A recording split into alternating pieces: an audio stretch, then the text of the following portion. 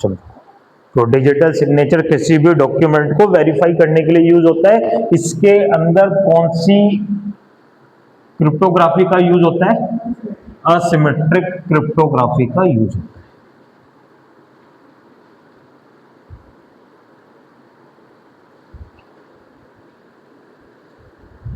लेकिन कुछ डिफरेंस है। कुछ डिफरेंस क्या है?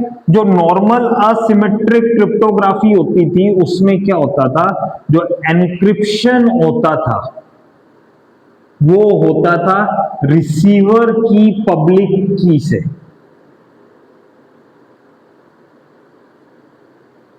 और जो डिक्रिप्शन होता था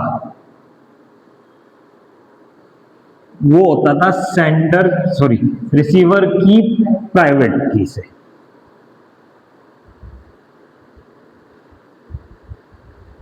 ये जनरल अप्रोच थी। लेकिन इन डिजिटल सिग्नेचर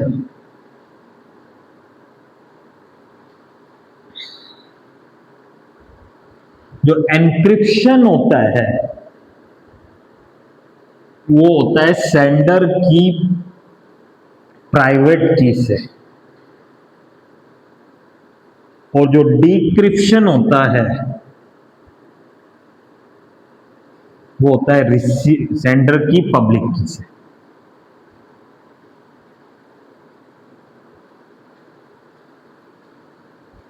सेंडर की पब्लिक की से। ये डिजिटल सिग्नेचर असिमेट्रिक क्रिप्टोग्राफी का यूज करता है। असिमेट्रिक का मतलब दो की यूज होती है, एक प्राइवेट की और एक पब्लिक की। जनरल असिमेट्रिक क्रिप्टोग्राफी कैसे होती है? एनक्रिप्शन रिसीवर की पब्लिक की से होता है, डिक्रिप्शन उसकी प्राइवेट की से होता है। लेकिन डिजिटल सिग्नेचर में एनक्रिप्शन का मतलब क्या है? ये मेरा प्लेन डॉक्यूमेंट है जिसपे मुझे डिजिटल सिग्नेचर करना है, ठीक है। इस डॉक्यूमेंट को एक फंक्शन में भेजते हैं जिसको बोलते हैं हैश फंक्शन। इस फंक्शन के बाद एक मैसेज डाइजेस्ट मिलता है, मैसेज डाइजेस्ट या हैश वैल्यू मिलती है।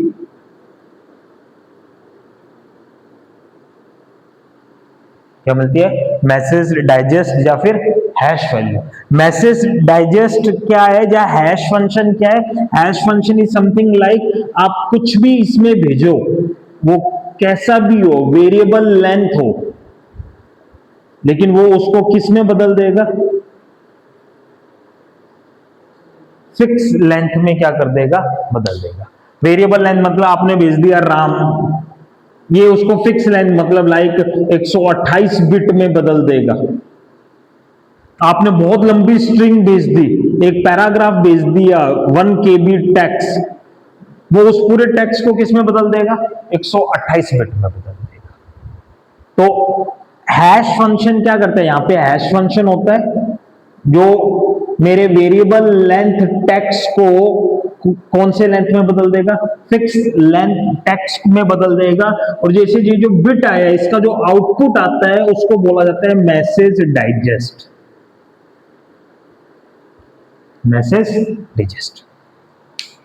तो जो हैशिंग टेक्निक है वो टेक्निक क्या होती है कि वेरिएबल लेंथ स्ट्रिंग को फिक्स लेंथ मैसेज स्ट्रिंग में कन्वर्ट कर देना, ठीक है। ध्यान रखना वन वे होता है। वन वे मतलब क्या है? जो भी मैं इधर पास करूंगा ना उससे सेम आउटपुट स्ट्रिंग आएगी। अगर मैं राम पास कर रहा हूं किसी हैश फंक्शन में तो उससे जो मुझे आउटपुट मिल रहा है अगर मैं वापस राम पास करूंगा तो सेम आउटपुट ही मिलेगा, चेंज नहीं होगा। अगर मैं श्याम पास कर रहा हूं तो हैश वैल्यू हमेशा क्या मिलेगी? डिफरेंट मिलेगी। और इससे मैं वापस कौन सी वैल्यू डायरेक्टली अचीव नहीं कर सकता? श्याम अचीव नहीं कर सकता, मुझे उसको डिक्रिप्ट करना पड़ेगा उसको अचीव करने के लिए। तो ध्यान रखना यहां पर जो भी मेरा इनपुट स्ट्रिंग होगा उस पे जब मैं हैश फंक्शन अप्लाई कर दूंगा उससे फिक्स लेंथ जो भी आउटपुट बनेगा वो हमेशा सेम बनेगा। राम के लिए हमेशा आउटपुट यही बनेगा। मैं मान रहा हूं राम के लिए आउटपुट बन रहा है लाइक 7 9 ABCD 3 4 9 6AF। ये जनरली जो कोड होता है ये किस फॉर्मेट में होता है? हेक्साडेसिमल फॉर्मेट में होता है। ठीक है। जैसे MD5 टेक्निक है, मैसेज डाइजेस्ट एल्गोरिथम 5, अगर यहां पे मैंने MD5 का यूज किया है तो ये कितने बिट का हैश फंक्शन बनाएगा? 128 बिट का बनाएगा, फिक्स है। क्या चीज? पेलोड अलग अलग लेयर का फिक्स होता है। जैसे ट्रांसपोर्ट ऐसा नहीं है, ठीक है। अगर मैंने SHA एल्गोरिथम का यूज किया है, सिक्योर हैश एल्गोरिथम, तो इसके बहुत सारे अलग, ये फैमिली है, ये एक बंदा नहीं है, ये फैमिली है। जैसे SHA-1, इसमें जो हैश वैल्यू बनती है वो कितने बिट की बनती है? SHA-2, इसमें मल्टीपल स्टैंडर्ड है, 256 बिट की भी बनती है, 512 बिट की भी बनती है, 224 बिट की भी बनती है। और SHA-3 secure hash algorithm version 3, इसमें 512 बिट की बनती है। तो हैशिंग क्या है? जैसे मैंने हैश में MD5 का यूज किया है तो मुझे आउटपुट हमेशा कितने बिट का मिलेगा? 128 बिट का। मैंने SHA-1 यूज किया तो कितने बिट का बनेगा? 160 बिट का। SHA-2 में 224 बिट वाला यूज किया तो 224 बिट मिलेगी, 256 वाला किया तो 256 बिट आउटपुट मिलेगा, 512 किया तो वो 512 बिट आउटपुट देगा। लेकिन सबका अलग आएगा। जो हैशिंग अप्लाई होती है ना, वो इनपुट स्ट्रिंग के बेसिस पे होती है। जैसे मैंने राम पास किया, राम पे वो कुछ कैलकुलेशन करेगा और हैश फंक्शन, शाम पे भी वो कुछ कैलकुलेशन करेगा। ऐसा नहीं होता, सॉरी, ऐसा पॉसिबल नहीं है कि राम और शाम के लिए, दोनों के लिए हैश फंक्शन क्या क्रिएट हो जाए? सेम क्रिएट हो जाए। इट इज नॉट पॉसिबल, ठीक है। तो बहुत सारी हैशिंग टेक्निक्स होती है। MD5, message digest algorithm 5, secure hash algorithm, ठीक है, ब्रेक 1, ब्रेक 2, बहुत सारी लेटेस्ट एल्गोरिथम है जो जनरली जो चलती है, हमने उसके नाम लिखे हैं। ये फैमिली है। फैमिली मतलब यहाँ पे एक स्टैंडर्ड नहीं है, यहाँ पे मल्टीपल है। SHA-1, SHA-2, अभी जो करंटली रन करती है वो कौन सी चलती है? डिजिटल सिग्नेचर में पहले MD5 चलती थी, अब कौन सी चलती है? SHA-2 चलती है। अगर आपको ज्यादा सिक्योरिटी चाहिए तो आप किसका यूज करते हो? SHA-3 का यूज करते हो। तो जो भी मैं वैल्यू इसमें पास कर रहा हूं उससे एक क्या क्रिएट होती है? हैश वैल्यू क्रिएट होती है। और एक इफेक्ट होता है जिसको बोलते हैं avalanche effect. Avalanche effect, avalanche effect क्या है? जैसे मेरा इनपुट स्ट्रिंग था बहुत बड़ा, my name is Shishav, I am from Bikaner, basically I am from Punjab, something like this. मैंने कुछ भी लिख दिया, ठीक है। इसमें हैश में पास करा, हैश ने मुझे वैल्यू दी।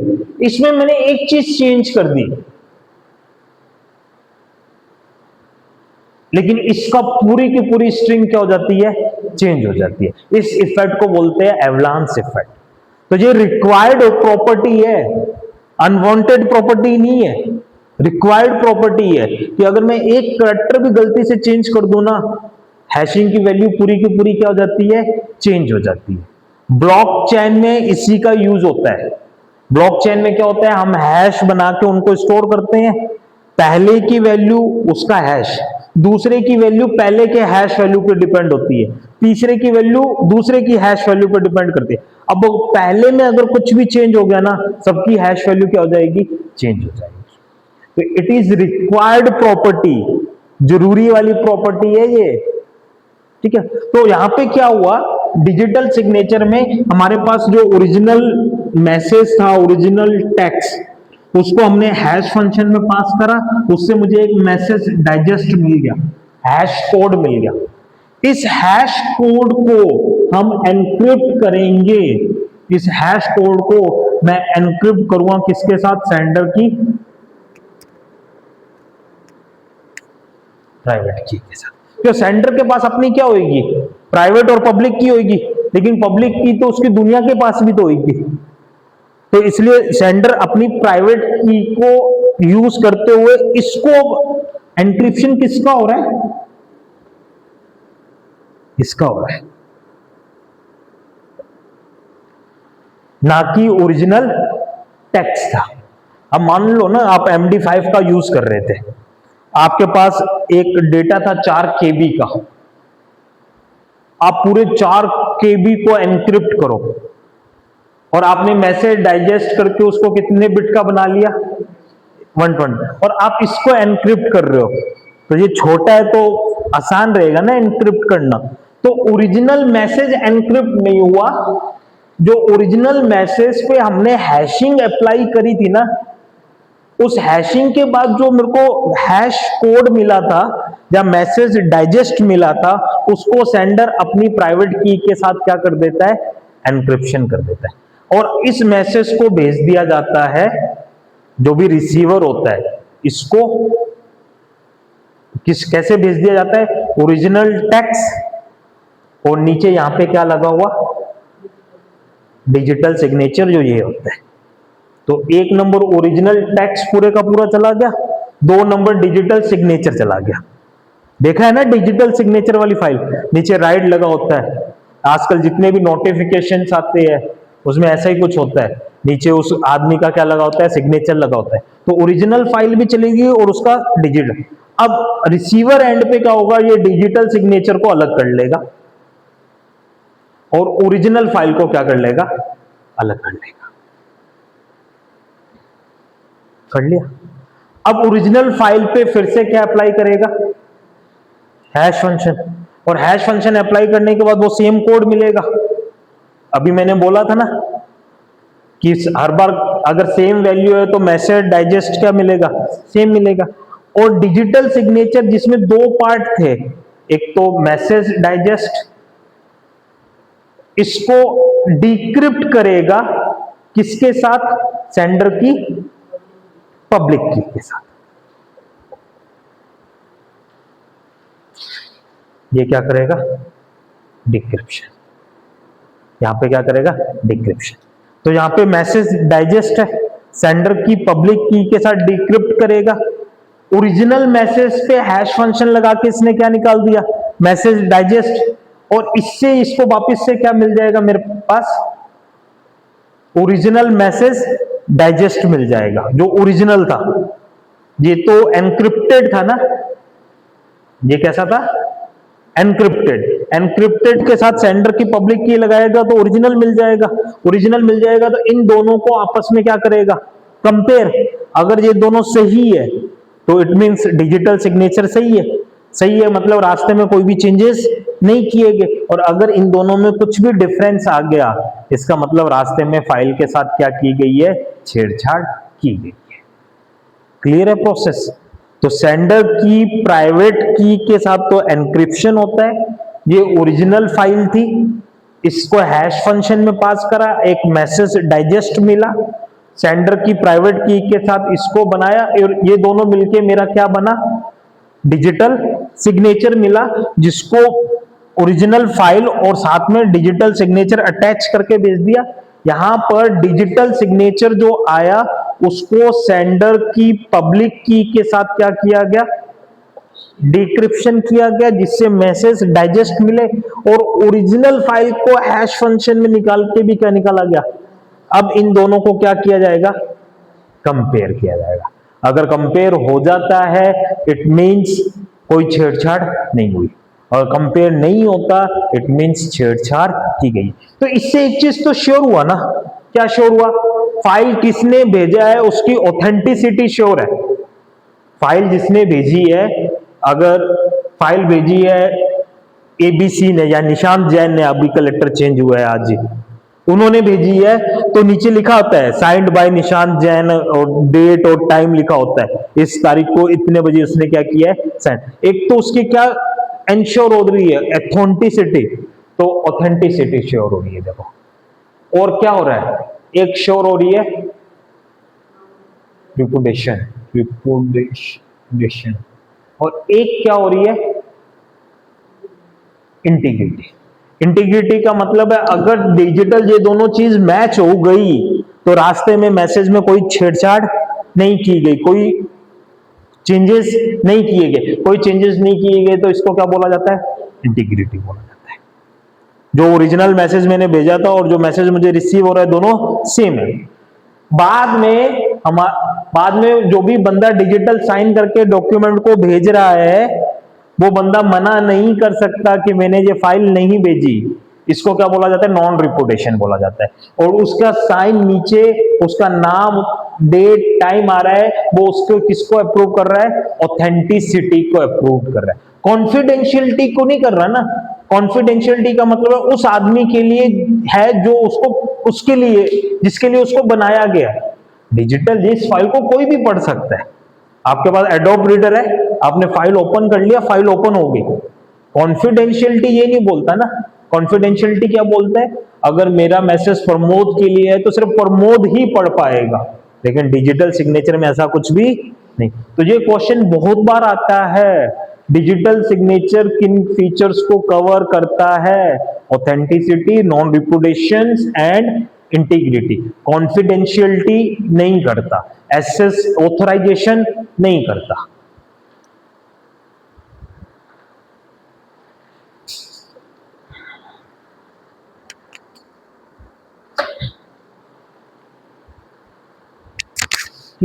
अब इसमें तीन बेसिकली कॉन्सेप्ट होते हैं।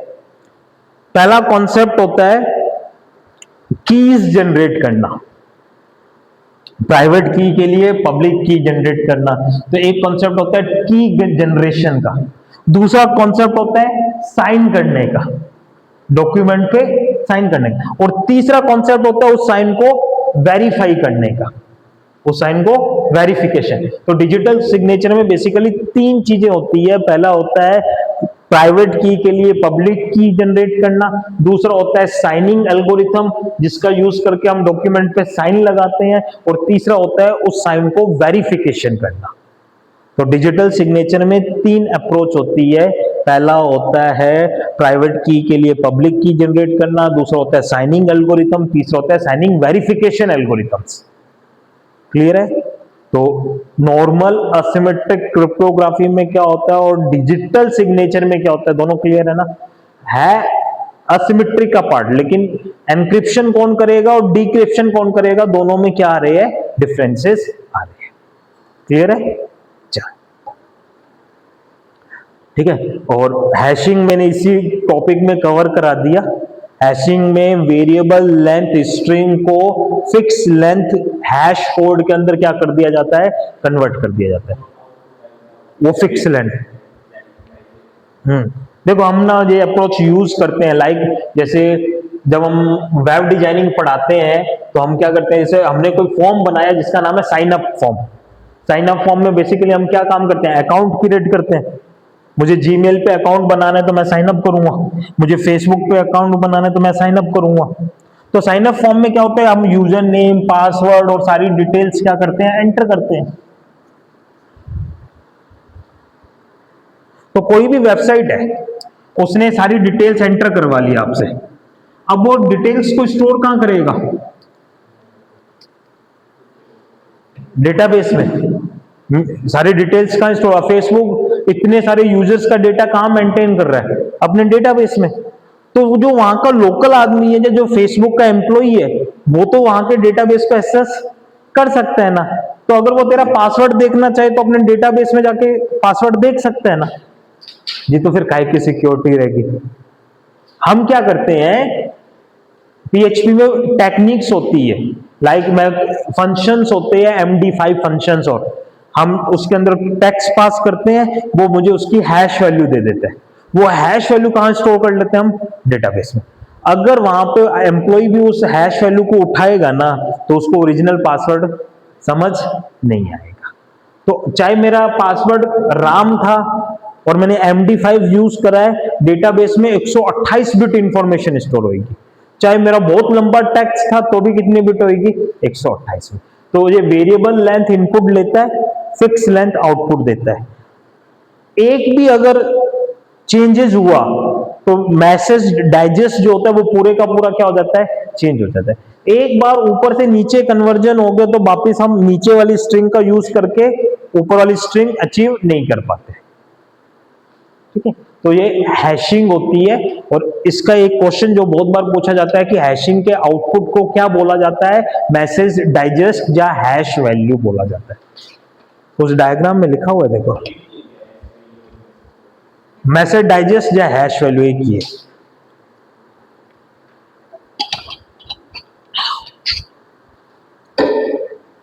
ओके, नेक्स्ट टॉपिक कौन सा है इसमें, नहीं अगले पेज, फायरवॉल से नहीं चाहिए मुझे। फायरवॉल देखो, फायरवॉल एक इलेक्ट्रॉनिक वेरियर या फिर सिक्योरिटी गार्ड की तरह काम करता है जो unsecure internet, this is unsecure internet और this is private network, secured private network. तो कोई भी डेटा जब प्राइवेट नेटवर्क की तरफ आता है तो फायरवॉल एकदम उसके बाउंड्री पर खड़ा होता है, बाउंड्री पे इंस्टॉल्ड होता है। तो जो भी मैसेज आता है वो पहले किसको मिलके जाता है, फायरवॉल को। और फायरवॉल डिसाइड करता है कि उस मैसेज को अंदर जाने देना है या नहीं जाने देना, इनबाउंड करना है, आउटबाउंड करना है, उस मैसेज को अंदर जाने देना है या नहीं जाने देना, इस चीज का डिसीजन। तो फायरवॉल सिर्फ इधर वाले मैसेज पर डिसीजन थोड़ी ना लेता है, इसके अंदर कोई कंप्यूटर है वो कोई मैसेज बाहर भेजना चाहता है तो फायरवॉल इनबाउंड भी देखता है और आउटबाउंड भी देखता है। जो मैसेज आ रहा है उसको भी चेक करता है और जो मैसेज जा रहा है उसको भी क्या करता है, चेक करता है। तो फायरवॉल इज अ डिवाइस जो क्या करती है, सिक्योर्ड प्राइवेट नेटवर्क के बॉर्डर पे इंस्टॉल कर दी जाती है ताकि उसके पास आने वाले हर पैकेट्स को फायरवॉल के थ्रू क्या किया जाए, चेक किया जाए। अब देखो हमने नेटवर्किंग कवर की हुई है ना। तो अगर नेटवर्किंग में हमने बहुत सारी लेयर्स पढ़ी थी, उनमें से एक लेयर थी नेटवर्क लेयर, एक लेयर थी ट्रांसपोर्ट लेयर और एक लेयर की एप्लीकेशन लेयर। अगर मैं इस लेयर पे बात करूं तो यहां पे क्या होते थे,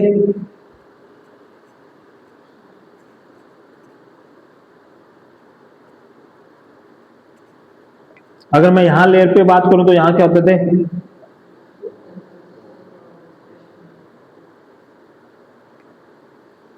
यहां पे अगर आईपी हेडर, आपको डायग्राम याद है तो आईपी हेडर में एक फील्ड होता था जिसका नाम था प्रोटोकॉल, जो आईपी हेडर को बताता था कि वो टीसीपी की कौन सी सर्विस को, जो ऊपर वाली लेयर की कौन सी सर्विस का यूज कर रही है। जैसे 6 नंबर टीसीपी के लिए होता था, 17 नंबर यूडीपी के लिए होता था, 1 नंबर आईसीएमपी के लिए होता था, 2 नंबर आईजीएमपी के लिए होता था। ऐसे नंबरिंग होती थी कौन से, IPv4 हेडर डायग्राम में। अगर याद हो तो हमने कहा था सबसे पहले कौन सा फील्ड आता है, फिर आता है सर्विस टाइप, फिर आता है टोटल लेंथ, फिर आता है आइडेंटिफिकेशन, फिर आता है फ्लैग्स, फिर आता है ऑफसेट, फिर आता है टाइम टू लीव और एक आता है जिसका नाम क्या था, प्रोटोकॉल। प्रोटोकॉल बेसिकली क्या बताता है कि आईपी ऊपर की कौन सी लेयर का यूज कर रही है, ऊपर के कौन से प्रोटोकॉल का यूज कर रही है। अगर इसकी वैल्यू 6 है तो ये कौन सा होता था, अगर इसकी वैल्यू 17 है तो ये कौन सा होता था, यूडीपी होता था। तो ये भी फील्ड कौन सी लेयर डिफाइन करती है, नेटवर्क लेयर डिफाइन करती है। तो देखो, और एप्लीकेशन लेयर पे एक्चुअल में क्या होता है, पेलोड, ओरिजिनल डेटा होता है। तो जो मेरा फायरवॉल है ना वो अलग अलग लेयर पे काम करता है। जैसे मैं यहां पे अगर नेटवर्क लेयर पे बात करूं तो मेरे पास एक फायर होता है जिसको बोलते हैं packet filtering firewall, packet filtering firewall, जो बेसिकली कौन सी लेयर पर काम करता है, network layer. It is not only on network layer, ये वर्क करता है इन दोनों लेयर पे, नेटवर्क लेयर और ट्रांसपोर्ट लेयर। ये नेटवर्क लेयर के किस पार्ट को रीड करता है, source IP, destination IP, protocol, transport layer पे किस पार्ट पे काम करता है, सोर्स पोर्ट और डेस्टिनेशन पोर्ट, सोर्स पोर्ट और डेस्टिनेशन पोर्ट, ठीक है। ओके, एक दूसरा होता है जिसको बोला जाता है स्टेटफुल फायरवॉल, स्टेटफुल फिल्टरिंग फायरवॉल, जो भी बेसिकली कौन सी लेयर पे काम करता है, नेटवर्क लेयर और ट्रांसपोर्ट लेयर पे काम करता है, लेकिन ये एडिशनल यहां पे क्या मेंटेन करता है, स्टेट ऑफ कनेक्शन मेंटेन करता है। मतलब पहले वाले के साथ कुछ एडिशनल और जोड़ दिया उसने, वो स्टेट ऑफ क्या मेंटेन करता है, कनेक्शन मेंटेन करता है। तीसरा जो होता है वो होता है एप्लीकेशन फायरवॉल, जो कहां तक काम करता है, एप्लीकेशन लेयर तक काम करता है। मतलब ये कौन से पार्ट को भी चेक कर सकता है, पेलोड। मान लो देखो पेलोड में कोई वायरस है, पैकेट फिल्टरिंग फायरवॉल चेक नहीं करेगा, वो सिर्फ क्या चेक करेगा, सोर्स का आईपी, डेस्टिनेशन का आईपी, सोर्स का पोर्ट नंबर, डेस्टिनेशन का पोर्ट नंबर, प्रोटोकॉल फील्ड, इसको चेक कर लेगा, लेकिन पेलोड चेक नहीं करेगा। तो वो वायरस आपके सिस्टम में आएगा और आपके सिस्टम को क्या कर सकता है, इफेक्ट कर सकता है।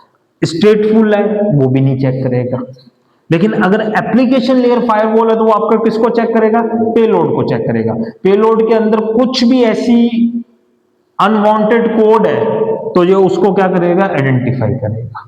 और एक फायरवॉल होता है जिसको बोलते हैं circuit filtering firewall, circuit filtering firewall, circuit level firewall.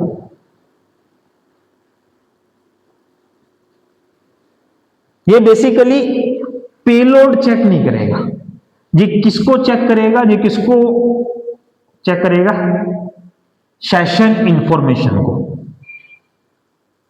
Session information कि जो मेरा ट्रांसफर हो रहा है वो सेम सेशन पे हो रहा है क्या, अगर सेम सेशन पे हो रहा है तो वो अलाउड करेगा, अगर अलग अलग सेशन में हो रहा है तो वो इस चीज को अलाउड नहीं करेगा। तो एक्चुअल में जो मेरा नेटवर्क लेयर पे कौन सा प्रोटोकॉल रन हो रहा है, आईपी। यहां पे कौन सा रन हो रहा है, और यहां पे कौन सा रन हो रहा है, पता नहीं कितने का है, बहुत सारे प्रोटोकॉल है जो इस पे चेक हो रहे हैं। तो वो फायरवॉल जो सिर्फ source IP, destination IP, protocol, source port, destination port check करता है, वो कौन सा फायरवॉल है, पैकेट फिल्टरिंग फायरवॉल है। पैकेट फिल्टरिंग फायरवॉल के साथ क्या प्रॉब्लम है कि ये स्टेट मेंटेन नहीं करता। देखो पैकेट फिल्टरिंग फायरवॉल कैसे काम करता है, पैकेट फिल्टरिंग फायरवॉल, ठीक है। सबसे पहले ये एक लिस्ट क्रिएट करता है जो बताता है कि कौन सी चीज अलाउड होगी और कौन सी चीज अलाउड नहीं होगी। मतलब एक इनविटेशन है जिसमें बाहर जो गार्ड बैठा है उसको एक लिस्ट बना के दे दी कि ये जो गेस्ट आए तो अंदर आने देना, इनके अलावा अगर कोई गेस्ट आए तो मना कर देना, ठीक है। अब वो उसके लिए बहुत सारी अप्रोच हो सकती है ना, कि हमने कोई कार्ड डिस्ट्रीब्यूशन किया हुआ है, मैंने घर जिसको बुलाना था उसको कार्ड दिया हुआ है और वहां गार्ड को बोल दिया जिसके पास ये कार्ड होगा उसको अंदर आने देना और जिसके पास कार्ड नहीं होगा उसको अंदर आने मत देना। मैंने कार्ड दिया था साक्षी को कोई अर्जेंट काम होगा, उसने कार्ड प्रमोद को दे दिया, लेकिन गार्ड के लिए तो वो मैटर नहीं कर रहा ना, वो तो कह रहा है कार्ड है तो मैं अंदर आने दूंगा वरना अंदर आने नहीं दूंगा। स्पूफिंग जो अटैक होता था ना, जिसमें वो आईपी बदल के आ जाता था, आईपी स्पूफिंग, वो पॉसिबल है। अगर कोई आईपी बदल के आ गया ना तो फायरवॉल उसको अंदर आने की परमिशन दे सकता है। देखो पहले हम बात करते हैं पैकेट फिल्टरिंग फायरवॉल में हम एक लिस्ट बनाते हैं, लिस्ट क्रिएट करते हैं जिसको बोलते हैं एक्सेस कंट्रोल लिस्ट, शॉर्टकट में ACL, एक्सेस कंट्रोल। ये लिस्ट कुछ ऐसी होती है, देखो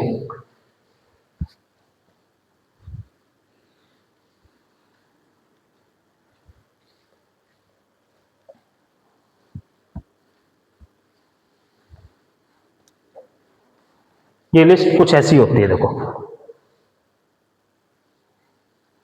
serial number, source port, source IP, destination IP, source port number, destination port number, protocol, something like this, like मैं ना शॉर्ट पूरा नहीं लिखूंगा। सीरियल नंबर 1, अगर ए सोर्स की आईपी क्या है, ए है, और डेस्टिनेशन की आईपी क्या है, बी है। सोर्स का पोर्ट नंबर है लाइक 2098, डेस्टिनेशन का पोर्ट नंबर है 80, प्रोटोकॉल कौन सी है, टीसीपी। प्रोटोकॉल कौन सी है, टीसीपी। इसका क्या मतलब है, ए बी को मैसेज भेज रहा है, ए जो पोर्ट नंबर यूज कर रहा है वो कौन सा होगा, 2098, बी जो पोर्ट नंबर यूज कर रहा है वो कौन सा होगा, 80 नंबर। इसको मैं एक काम करता हूं, इसको मैं क्या कर देता हूं, स्टार का मतलब है सोर्स पोर्ट कुछ भी हो, लेकिन डेस्टिनेशन पोर्ट क्या होना चाहिए, 80 होना चाहिए। और कौन सी सर्विस का यूज करना चाहिए, टीसीपी सर्विस का यूज करना चाहिए। ओके, सिमिलर वे में मैं कह रहा हूं 2 नंबर, सी डी को मैसेज भेज रहा है, सी का पोर्ट नंबर है 25, डी का पोर्ट नंबर कुछ भी हो, और वो किसका यूज करे, टीसीपी का यूज करे। सी का पोर्ट नंबर 25 है, इसका मतलब सी किस तरह का सर्वर है, एसएमटीपी सर्वर है, ईमेल सर्वर है, तो वो किसका यूज कर रहा है, 25 नंबर का यूज कर रहा है। बी डेस्टिनेशन पोर्ट 80 है, तो मतलब बी भी क्या है, ईमेल सर्वर है। ठीक है, अब ये मेरे पास एक लिस्ट है, इसको बोलते हैं एक्सेस कंट्रोल लिस्ट। अब यहां पे 2 पॉलिसी काम करती है, एक होता है डिफॉल्ट डिस्कार्ड पॉलिसी, और एक होती है डिफॉल्ट फॉरवर्ड पॉलिसी। मान लो कोई आया, पैकेट आया with source IP address A, destination IP address B, source का कुछ भी पोर्ट नंबर मान लेते हैं 2048, डेस्टिनेशन का पोर्ट नंबर क्या है 80, और कौन सी सर्विस का यूज कर रहा है, वो पोर्ट आया फायरवॉल पे। फायरवॉल के पास कौन सी लिस्ट है, एक्सेस कंट्रोल लिस्ट। ये इसमें मैच कर रहा है, मैच करने पे मिल गया, एक तो ये सिनेरियो, एक सिनेरियो नहीं मिला और इसकी पॉलिसी कौन सी है, डिफॉल्ट डिस्कार्ड पॉलिसी है। नहीं मिला तो ये इस पैकेट को क्या कर देगा, डिस्कार्ड कर देगा। कब, जब एक्सेस कंट्रोल लिस्ट में मैचिंग नहीं हुई और डिफॉल्ट पॉलिसी कैसी है, डिफॉल्ट डिस्कार्ड है,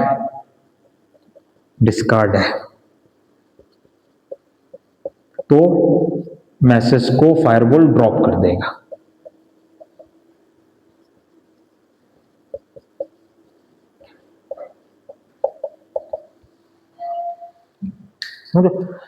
डिफॉल्ट डिस्कार्ड पॉलिसी अगर हम यूज कर रहे हैं तो क्या होगा, अगर एक्सेस कंट्रोल लिस्ट में मेरे को मैचिंग नहीं मिली तो वो उसको क्या कर देगा, डिस्कार्ड कर देगा। और अगर हम डिफॉल्ट फॉरवर्ड पॉलिसी यूज कर रहे हैं और एक्सेस कंट्रोल लिस्ट में उसको मैचिंग नहीं मिली तो वो उस पैकेट को आगे क्या कर देगा, फॉरवर्ड। मतलब क्या हुआ, अगर मैं डिफॉल्ट डिस्कार्ड पॉलिसी यूज कर रहा हूं मतलब ये सारे वो है जो क्या होंगे, एक्सेप्ट होंगे। अगर मैं डिफॉल्ट फॉरवर्ड पॉलिसी यूज कर रहा हूं तो मतलब ये सारे वो है जो यहां पे बाय डिफॉल्ट क्या होंगे, डिस्कार्ड होंगे। डिफॉल्ट फॉरवर्ड पॉलिसी है ना, मतलब अगर नहीं मिलेगा तो क्या करना है, फॉरवर्ड करना है। हाँ, डिफॉर्वर्ड है ना, तो अगर इनमें से कोई नहीं मिला तो वो उसको क्या करेगा, फॉरवर्ड करेगा। और अगर इनमें से कोई मिल गया तो वो उसको क्या कर देगा, डिस्कार्ड कर देगा। देखो अप्रोच समझो, मेरी बात सुनो।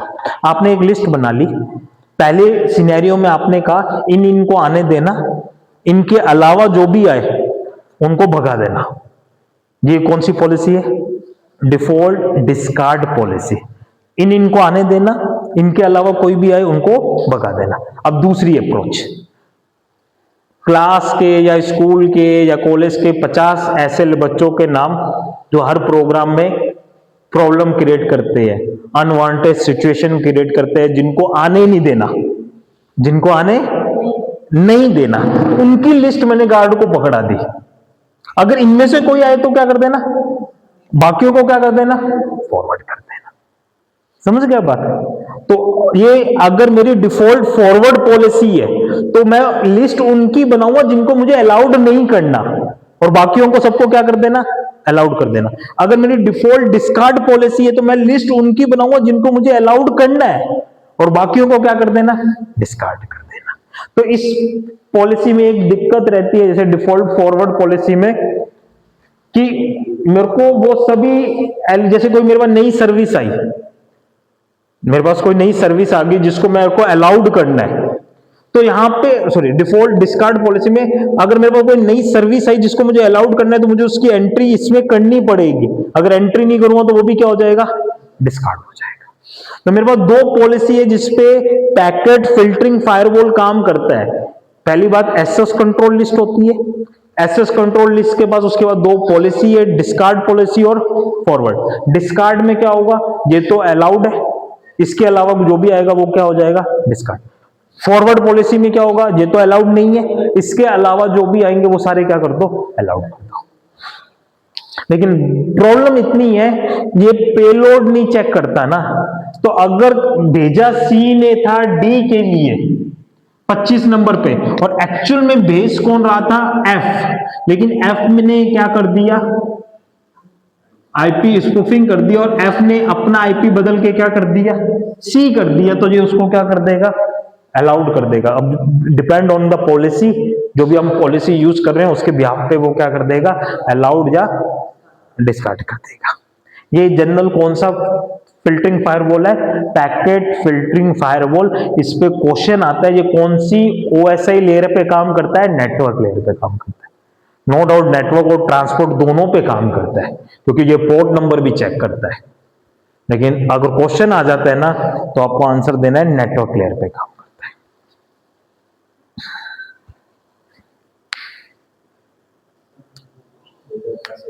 वो सेशन ही आंसर उसका वो होता है कि डिजिटल सर्टिफिकेट क्रिएट किए जाते हैं। डिजिटल सर्टिफिकेट उन साइट्स को दिए जाते हैं जिन पे HTTPS होता है, हम देखते हैं ना एस। वो क्या होता है कि सर्टिफिकेट ऑथोरिटीज होती है बहुत सारी, जो क्या करती है, किसी भी वेबसाइट को सर्टिफिकेट इशू करती है।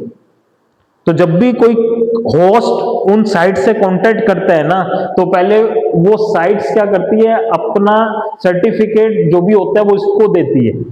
तो वो सर्टिफिकेट ऑथोरिटी उसको चेक करता है, चेक करने के बाद एक सेशन की क्रिएट करता है, जो दोनों के लिए एक ही होती है, मतलब शेयर्ड सेशन की होती है। अब ये दोनों इस सेशन की का यूज करके अपने सारे मैसेज को क्या करते हैं, कम्युनिकेट करते हैं। तो उसका आंसर है सेशन। कई वेबसाइट्स में पब्लिक लिखा हुआ है, लेकिन आंसर क्या है, सेशन है। कैरबिरोस ये यही काम करता है, ये क्या करता है, सर्टिफिकेट ऑथोरिटी का काम करता है। चलो पहले मैं करंट टॉपिक कवर करते हैं, ठीक है। अब देखो प्रॉब्लम समझते हैं। ए बी को मैसेज भेज रहा था, इसका पोर्ट नंबर कुछ भी है, डेस्टिनेशन का पोर्ट नंबर क्या होगा, 25, और हमने पॉलिसी मान ली कौन सी है, डिफॉल्ट डिस्कार्ड पॉलिसी है। अब इसका मतलब है ईमेल भेज रहा है, वो ईमेल भेज रहा है मतलब किसका यूज कर रहा है, एसएमटीपी का यूज कर रहा है। एसएमटीपी कौन से पोर्ट पे रन होती है, 25 नंबर पोर्ट पे रन होती है। अब देखो तो क्या होता है, टीसीपी कनेक्शन क्रिएट होता है एसएमटीपी में।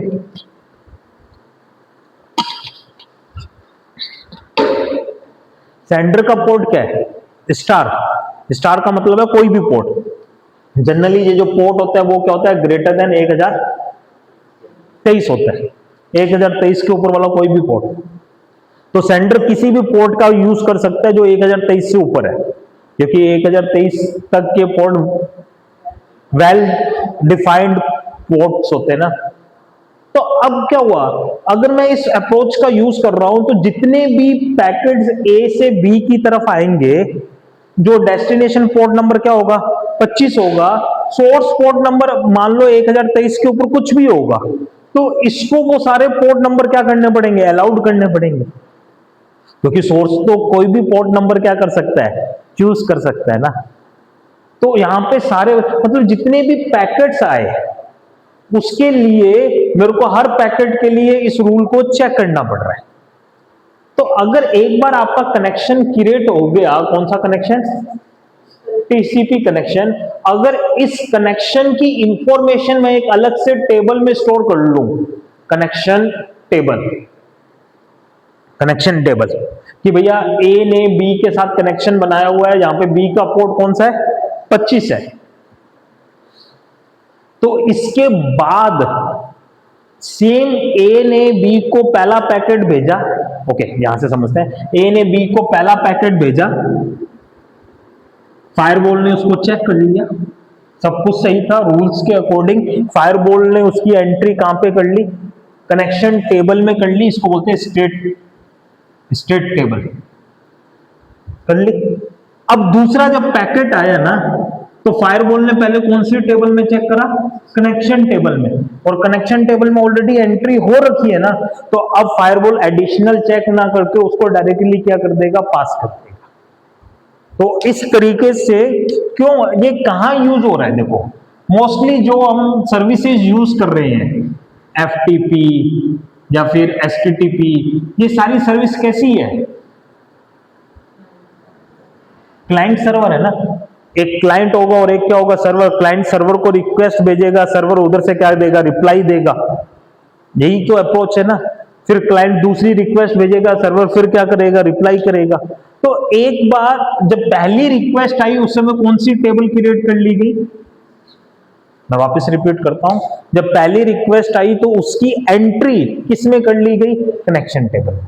अब उसके बाद अगर same source, same destination, same port number से रिक्वेस्ट आ रही है, तो फायरवॉल को सबके लिए चेक करना जरूरी नहीं है, वो उसको डायरेक्टली क्या कर देगा, अलाउड कर देगा। तो मतलब सब कुछ वही है, सोर्स का आईपी चेक होगा, डेस्टिनेशन का आईपी, सोर्स का पोर्ट, डेस्टिनेशन का पोर्ट, प्रोटोकॉल, लेकिन साथ में उन्होंने क्या स्टोर कर लिया, मतलब अगर मैं बोलूं packet filtering firewall plus state table या फिर कनेक्शन टेबल, अगर ये दो कॉन्सेप्ट मैं इंक्लूड कर दूं तो ये मेरा कौन सा बन जाता है, स्टेटफुल पैकेट फिल्टरिंग फायरवॉल बन जाता है। स्टेटफुल पैकेट फिल्टरिंग क्या बन जाता है, फायरवॉल बन जाता है। तो नॉर्मल पैकेट फिल्टरिंग में स्टेट मेंटेन नहीं की जाती, स्टेटफुल वाले में किस क्या मेंटेन की जाती है, स्टेट भी मेंटेन। अगर कोई नई रिक्वेस्ट आई सी से डी में, तो पहले वो इस कनेक्शन टेबल में स्टेट चेक करेगा, अगर वहां स्टेट नहीं है तो फायरवॉल इसको चेक करेगा अपने रूल्स के अकॉर्डिंग, अगर सब सही है तो उसकी एंट्री वहां करेगा, फिर कम्युनिकेशन को क्या कर देगा, आगे जाने देगा। इसमें तो एक टेक्निकल इश्यू आता है इसका, कनेक्शन टेबल का। अगर डीओएस अटैक हो जाता है, मतलब बहुत सारी रिक्वेस्ट एक साथ भेज देता हूं, तो ये टेबल क्या हो जाएगी, भर जाएगी। अगर भर जाएगी तो एक्चुअल में ये टेबल किसका यूज करती है,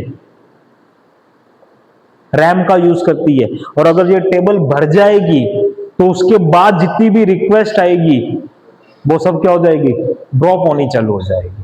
तो इसमें बहुत सारी पॉलिसीज यूज करते हैं, जैसे उन सभी रिक्वेस्ट को यहां से रिमूव कर दो, उन सभी एंट्रीज को यहां से रिमूव कर दो जो बहुत पुरानी हो चुकी है, जिसको बोलते हैं least recent use, recently used, LRU। जो बहुत पुरानी रिक्वेस्ट हो चुकी है उनको क्या करते रहो, रिमूव करते रहो। दूसरा है भर गई तो उसके बाद जो भी रिक्वेस्ट आएगी उन सबको बाईपास कर दो, जाने दो। तीसरा है उन सबको रिजेक्ट कर दो, ड्रॉप कर दो। चौथा है रैंडम टेक्निक से कुछ एंट्रीज को रिमूव कर दो और नई एंट्रीज को क्या कर लो, ऐड कर लो। इसके साथ ये इश्यूज रहते हैं। तो दूसरा जो फायरवॉल है वो कौन सा है, स्टेटफुल फिल्टरिंग फायरवॉल। सब कुछ वही है, क्या चेक करता है, सोर्स का आईपी, डेस्टिनेशन का आईपी, सोर्स का पोर्ट, डेस्टिनेशन का पोर्ट, प्रोटोकॉल फील्ड, ये सारी चीजें क्या करता है, वो चेक करता है। लेकिन साथ में क्या मेंटेन करता है, कनेक्शन टेबल मेंटेन करता है।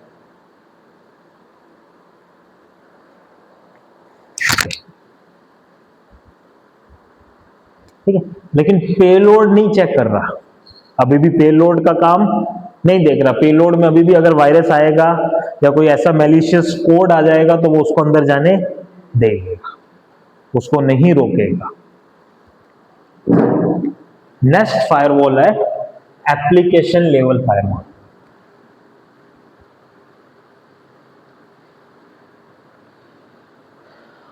Next is application level gateway और एप्लीकेशन प्रॉक्सी और प्रॉक्सी फायरवॉल।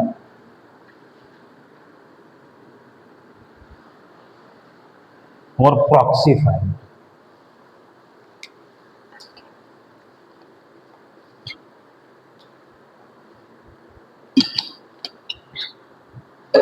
नाम से ही पता चल रहा है ये क्या क्या काम करेगा। ये एप्लीकेशन लेवल तक जाएगा, मतलब ये पेलोड वाले पार्ट को भी क्या करेगा, चेक करेगा।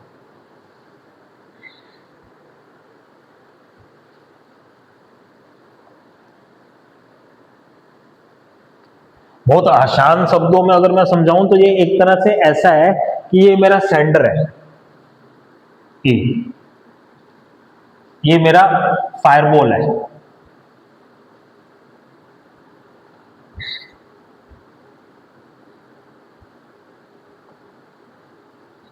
Generally packet filtering firewall router पे लगाए जाते हैं। जो मेरा राउटर होता है ना, जो मेरे नेटवर्क को डिनोट करता है, वहां पे क्या लगाया जाता है, फायरवॉल। ये मेरा डेस्टिनेशन था बी, तो पैकेट फिल्टरिंग फायरवॉल तो एसीएल का यूज कर लेगा, एक्सेस कंट्रोल लिस्ट का यूज कर लेगा, भाई इसको जाने देना है और इसको जाने नहीं देना। इसके बाद एक एडिशनल फायरवॉल लगाया जाता है जिसको क्या बोला जाता है, प्रॉक्सी। प्रॉक्सी फायरवॉल को आसान तरीके से ऐसे समझ लो, यहां पे एक क्या लगा दिया जाता है, कंप्यूटर लगा दिया जाता है। यहां पे क्या लगा दिया जाता है, कंप्यूटर। और ये कंप्यूटर किससे कनेक्टेड है, इससे। अब ए ने अगर कोई पैकेट भेजा तो इसके अंदर कौन कौन सा पार्ट है, देखो पेलोड पार्ट है, ओके मैं ऊपर बना देता हूं। इसके अंदर ओरिजिनल पेलोड है, ट्रांसपोर्ट लेयर का हेडर है, नेटवर्क लेयर का हेडर है, डेटा लिंक लेयर का हेडर तो रिमूव हो चुका होगा, नोड पे पहुंच गया, तो ये आएगा, ये इसके हेडर को चेक कर लेगा, इसके हेडर को चेक कर लेगा, ट्रांसपोर्ट लेयर को और नेटवर्क लेयर के। ये कैसे काम करेगा, ये एज ए रिले एजेंट काम करेगा। एज ए कैसे काम करेगा, रिले एजेंट। रिले एजेंट का मतलब होता है लेगा और आगे क्या करेगा, पास करेगा। रिले का मतलब होता है एक से लो और दूसरे को क्या कर दो, पास कर दो। तो ये एक्चुअल में ए बी को मैसेज भेजना चाहता है, लेकिन बीच में प्रॉक्सी सर्वर क्या करेगा, इस मैसेज को यहां पे ले लेगा, ए के मैसेज को लेगा, इसके कौन से पार्ट तक को पढ़ेगा, पेलोड को भी पढ़ेगा। मतलब बीच में बैठा है, गिफ्ट आया कोई, तो बच्चे का हाथ लग गया, बच्चे ने पहले रैपर ऊपर उतार दिया और देख लिया अंदर क्या आया, उसने यही काम किया। इसने ट्रांसपोर्ट लेयर का header, network layer header, access control list के रूल्स का यूज करके ए के पास भेजा। ए ने क्या करा, उसको एक्सेप्ट कर लिया as a receiver. Receiver accept कर दिया तो वो उसकी कौन सी लेयर तक पहुंचा, एप्लीकेशन लेयर तक। एप्लीकेशन लेयर पे उसको क्या मिला, पेलोड। पेलोड को उसने पढ़ा, चेक किया, अगर सब सही है तो ये वापिस से नया क्या बनाएगा, न्यू मैसेज क्रिएट करेगा, मतलब वापिस से नया पैकेट बनाएगा जिसमें पेलोड होगा, ट्रांसपोर्ट का हेडर, नेटवर्क का हेडर। लेकिन अभी नेटवर्क के हेडर में सोर्स आईपी किसका आएगा, ओके इसका मैं नाम चेंज कर दूं, पी कर देता हूं, पी का।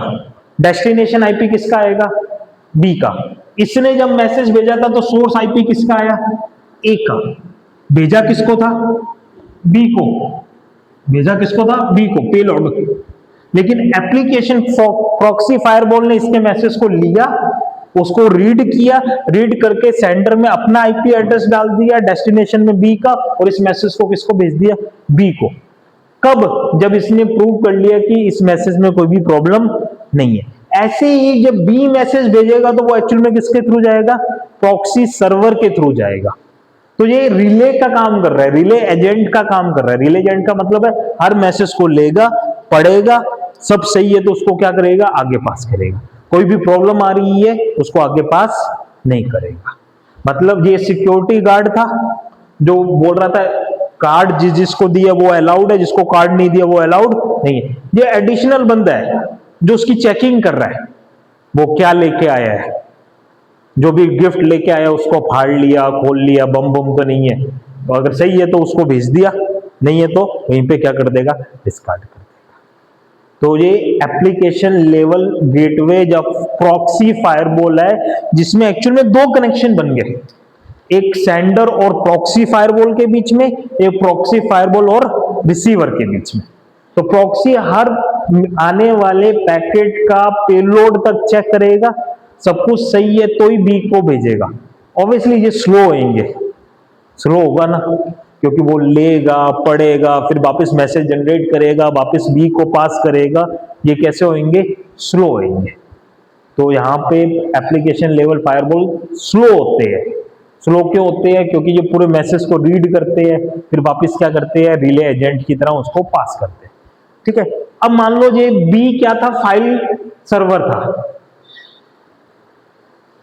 बी क्या था, फाइल सर्वर। ए ने रिक्वेस्ट भेजी थी बी के लिए, पी ने उससे लिया, पी ने उससे लेके उससे वापस से बोला कि बता मुझे इस फाइल सर्वर का रिमोट होस्ट बता, रिमोट आईपी एड्रेस और रिमोट यूजर नेम और क्या बता, पासवर्ड। फिर ए वापस उसको रिमोट यूजर नेम और क्या बताएगा, पासवर्ड, और बताने के बाद ही पी उसको किससे कनेक्ट करेगा, बी से कनेक्ट करेगा, वरना बी से कनेक्ट नहीं करेगा। देखो हमने एफटीपी बहुत ऊपर ऊपर से पढ़ा था, फाइल ट्रांसफर प्रोटोकॉल, जो दो पोर्ट पे काम करता था, 20 और 21 पे। 20 पे कौन सा कनेक्शन, 21 पे उल्टा है, नहीं सही है, सही है, मैंने दिमाग में फिट किया हुआ, जो मेरे दिमाग में चलता है उसको उल्टा लिखना है। मेरे 20 पे हमेशा कंट्रोल चलता है, 20 पे डेटा है और 21 पे कंट्रोल है। एफटीपी में बहुत सारी सुविधाएं होती है, जैसे क्लाइंट क्या कर सकता है, रिक्वेस्ट कर सकता है सिर्फ फाइल के नेम की, कि फाइल सर्वर पे कौन कौन सी फाइल्स है, सिर्फ उनका क्या दे दो, मुझे नाम दे दो। या फाइल सर्वर पे परमिशंस दे सकता है, रीड करने की, राइट करने की, डायरेक्टरीज देखने की। तो रिले सर्वर यहां पे ये भी डिसाइड करता है कि क्लाइंट ने कौन सी रिक्वेस्ट के लिए एक्सेस मांगा है। अगर मान लो इसने ए के लिए सिर्फ हमें कौन सा एक्सेस देखना है, डायरेक्टरी नेम्स, और लेकिन ए ने किसका एक्सेस मान लिया, फाइल को डाउनलोड करने का, तो रिले सर्वर देखेगा कि ए के पास कौन सा एक्सेस है, डायरेक्टरी नेम देखने का, लेकिन डाउनलोड का एक्सेस नहीं है ना, तो वो इसकी रिक्वेस्ट को यहीं पे क्या कर देगा, ड्रॉप कर देगा। तो यहां पे जो प्रॉक्सी फायरवॉल है ना, वो बहुत सारे काम कर रहा है। बहुत सारे काम क्या कर रहा है, जैसे मैं रिमोट लॉगिन पे हूं तो प्रॉक्सी पूछेगा कि इसका यूजर नेम और क्या है और पासवर्ड क्या है, अगर सही होगा तो इससे कनेक्ट करेगा, वरना कनेक्ट नहीं करेगा। अगर सब कुछ सही है वो पेलोड तक चेक करेगा, तो मतलब अगर उसके अंदर भी कोई मलवेयर आ गया या कोई और एक्टिविटी होगी तो वो उसको भी क्या कर देगा, आइडेंटिफाइड कर देगा। ये परमिशंस भी चेक करता है कि एफटीपी में मैंने कहां तक की परमिशंस दी हुई है, या टेलनेट में मैंने कौन कौन सी परमिशंस दी हुई है, ये उस लेवल तक क्या करता है, चेक करता है। तो जो मेरा तीसरा फायरवॉल है जिसका नाम क्या है, application level firewall. Access control list पीछे होती है, पैकेट फिल्टरिंग ये मोस्टली जो होता है ना, ये वाला फायरवॉल ये तो राउटर पे होता है, ये आपके सिस्टम पे होता है। एप्लीकेशन लेवल फायरवॉल कहां होते हैं, सिस्टम पे होते हैं। अगर आप कोई भी विंडोज है, आप वहां पे सर्च करना फायरवॉल, तो आपको आ जाएगा फायरवॉल, फिर आप उसकी सेटिंग्स में जाके जो भी आप करना चाहते हो, किसको अलाउड करना चाहते हो आप कर सकते हो। ये राउटर पे होते हैं, ये कहां होते हैं, आपके सिस्टम पे होते हैं। अब देखो कई बार ऐसा सिनेरियो हो सकता है ना कि ये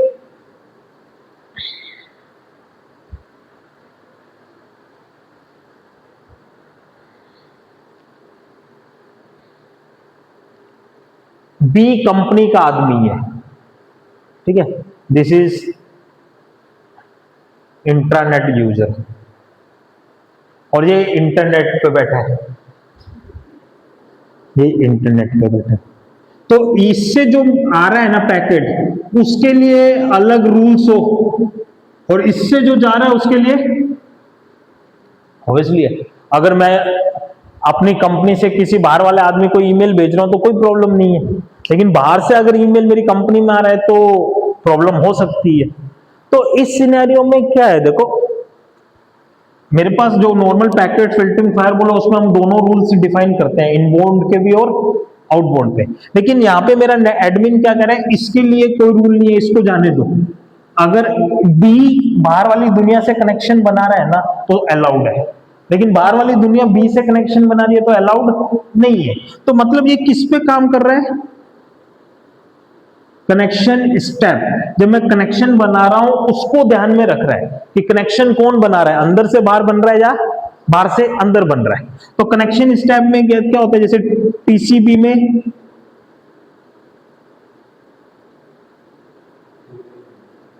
थ्री वे हैंडशेकिंग होती है, जिसमें हम कौन से फ्लैग का यूज करते हैं, सिन फ्लैग का यूज करते हैं। जो रिक्वेस्ट, जो कनेक्शन बनाना चाहता है वो सिन भेजता है, फिर दूसरा एक्नॉलेजमेंट भेजता है, फिर दूसरी तरफ से सिन जाता है, ऐसा कुछ स्टेप्स चलते हैं। तो जो मेरा तीसरा अगला फायरवॉल है जिसको बोलते हैं सर्किट लेवल फायरवॉल, वो बेसिकली कौन सी, अगर मेरे से क्वेश्चन आए ओएसआई की कौन सी लेयर पे काम करता है, ओएसआई की कौन सी लेयर पे काम करता है, सेशन लेयर पे काम करता है। ये फायरवॉल सेंडर और रिसीवर के बीच में, जहां आउटर और इनर के बीच में क्या क्रिएट करता है, सेशन क्रिएट करता है। क्या क्रिएट करता है, सेशन।